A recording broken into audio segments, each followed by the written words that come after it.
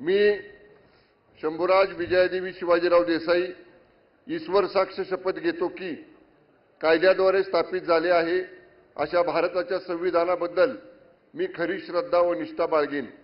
मी भारताची सार्वभौमता व एकात्मता उन्नत राखीन। मी महाराष्ट्र राज्याचा मंत्री म्हणून माझी कामे निष्ठापूर्वक व सत्सद बुद्धीने पार पाडीन आणि संविधान व कायदा यानुसार सर्व तऱ्हेच्या लोकांना मी निर्भयपणे व निपक्षपातीपणे तसेच कोणाच्याही विषयी ममत्व भाव किंवा आकस न बाळगता न्याय वागणूक देईन।